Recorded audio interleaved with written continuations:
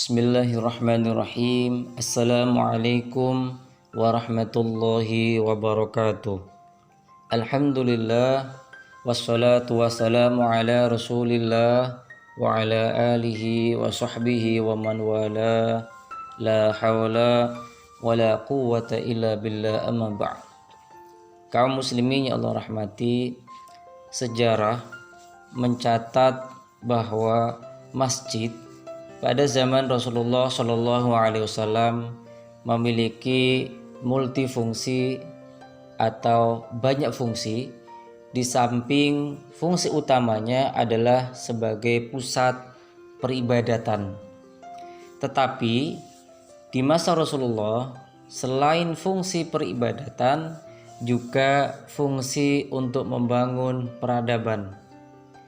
Di masa itu, masjid dipergunakan sebagai pusat pendidikan dan pengajaran, pusat informasi dan diskusi mengenai perang dan perdamaian.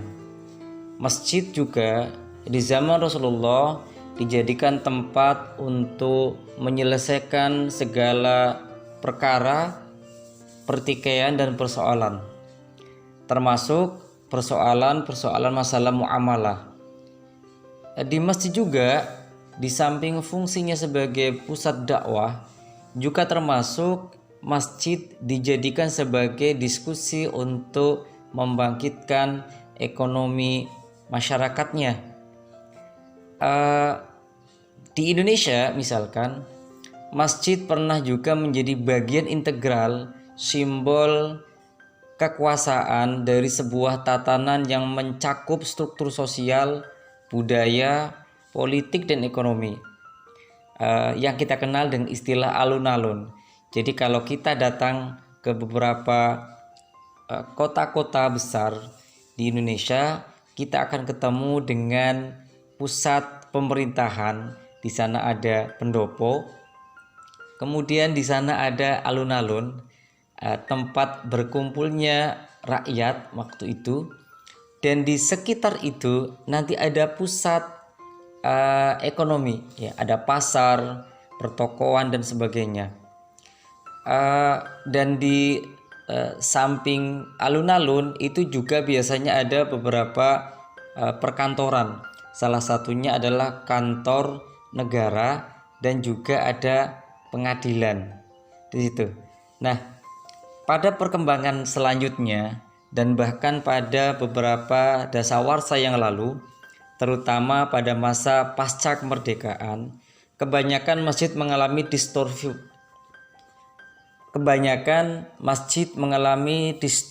fungsi.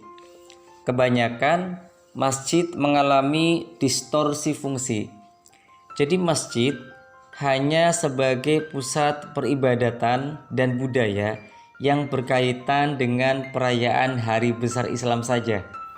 Masalah ekonomi, pendidikan, sosial, politik hampir saja dianggap sesuatu yang tabu untuk didiskusikan di masjid. Ini yang disebut dengan distorsi fungsi.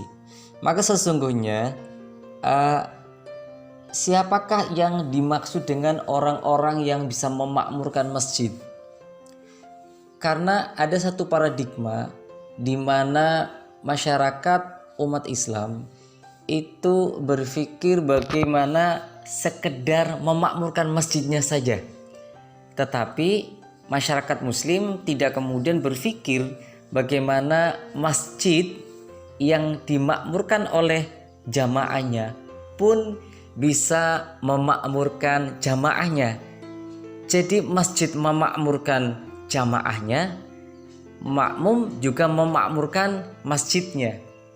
Maka kalau kita membaca surat At-Taubah ayat 18, Allah mengatakan ada 5 kriteria orang yang dianggap memakmurkan masjid. Dan ini ada kaitannya dengan ekonomi.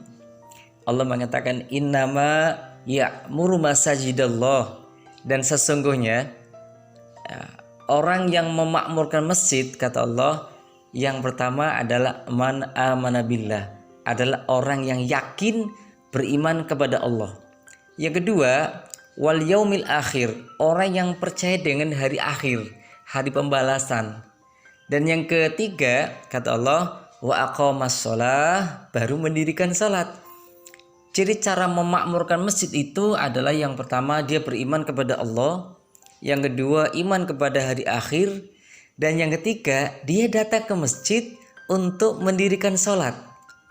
Bukan didirikan masjid untuk bermegah-megahan, kemudian kosong dari aktivitas salat. Dan yang keempat, kata Allah, wa atuz zakah, dan menunaikan zakat. Ini yang saya sebut sebagai bagaimana jamaah itu memakmurkan masjid, juga masjid memakmurkan jamaahnya dengan apa? Salah satunya kesejahteraan ekonominya.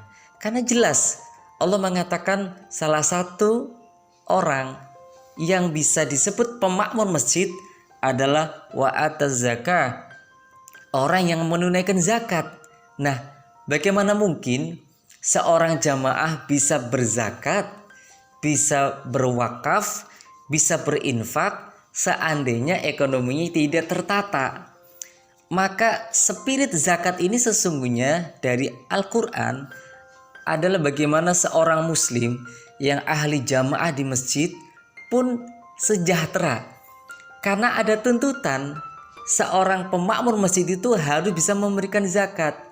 Maka logikanya supaya dia bisa memberikan zakat, maka masjid juga mendorong bagaimana jamaahnya itu makmur secara ekonomi. Mudah-mudahan kita bisa memberikan banyak manfaat untuk masjid. Dengan memakmurkan masjid juga kita bisa berpikir bagaimana masjid bisa memakmurkan jamaahnya. Jadi mindsetnya diubah atau ditambah, paradigmanya ditambah. Paradigmanya adalah, mindsetnya adalah bagaimana muslim yang taat bisa memakmurkan masjid, juga sebagai takmir masjid berpikir bagaimana masjid bisa memberikan dampak ekonomi dengan cara memakmurkan jamaah sholatnya. Wallahu a'lam. Wassalamualaikum warahmatullahi wabarakatuh.